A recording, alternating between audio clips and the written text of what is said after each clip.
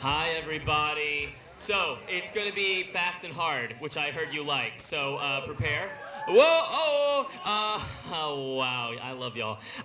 So, real quick, are you ready? Yeah? Okay, let's do it. So, when I was a teenager in San Antonio, Texas, I was a goth kid. Thank you. All my friends wore dog collars and were in Rocky Horror Picture Show. They renamed themselves shit like Raven and Salem and Epiphany. They sat at 2 o'clock in the afternoon eating cheese pizza wearing a fucking cape. We didn't give a fuck. We wore a shitload of makeup, made face jewelry out of office supplies. We loved it. And one thing that we all did is we kept journals, right? After school, I would go to my creative writing class and I would open that door and all those pasty, wounded faces would look at me so depressing and anemic, and I'd be like, I'm home. So not long ago, I was looking, I went and visited my home and I found my fucking journal. Now, my journal I wrote and I named it Claude. He's a what the fuck? I'm almost 40 and I'm like calling it, anyway, it's a person to me. He's a yellow wire-bound notebook. It says Claude on the front with Depeche Mode rules, R-U-L-Z. And I found this poem, and I'm just going to read it to you real quick and cut through a lot of the story bullshit. Enjoy. This one's called Ode to the Deranged. I swear to God I wrote this when I was 16, okay? You sit quiet like ice, a mangled mind to mold all day. A savage feral dream repressed your tongue and left you mute, shocked by morbid imagery, locked in catatonia. Have you been to Catatonia this time of year? They have some amazing deals to Catatonia this time of year. A place to build a black brick home where you calmly arrange Aunt Laura's remains on the entrance hall wall. Okay, I didn't have an Aunt Laura. I don't fucking know who that is. I know what white blotter is. I don't know who Aunt Laura is. I don't know where she comes from, and we were broke. We never had an entrance hall. Efficiency apartment. I slept on a couch sofa, a couch bed, thank you, I'll move on.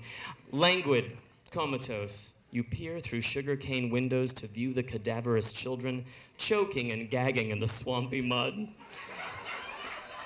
I wrote it. Covered by smoky funnel clouds that cry on your black brick house from tea to wine all the time. I think that's a fancy way of saying breakfast to dinner, I think. I'm not quite sure about it. Oh my God, I don't even know where to go. Ripping the shingles from your caved-in head, dismantled and repaired by a lifeless mechanic.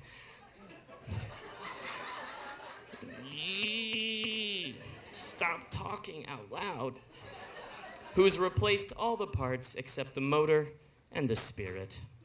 I weep on your roof, and I cry for the death of your soul. So we moved from San Antonio. My mom got remarried, and we had to move to this shitty little town called Seguin, Texas. This town was so shitty, we're gonna have to talk.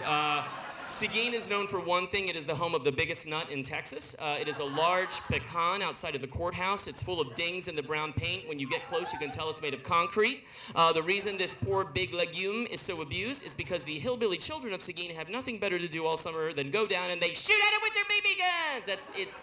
They were gonna fucking kill me. I started school there and they were so confused by me, they called me RuPaul. Slightly overplucked eyebrows, a little white face powder, 7-foot-tall drag queen, that's an approximation. I understand. So I got mad, I dropped a lot of acid when we moved into this country house. No, I did, shitload of acid.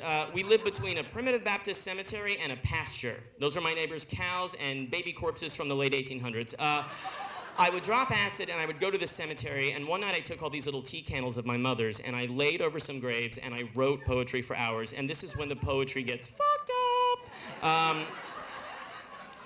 Pain comes late at night, hissing at my door like a long dead child. The sun rises and only bones remain. I murdered last night. Was it wrong? Was it right? Oh God, I love the pain. And that's about it. Basically, it means nothing. Thank you so much.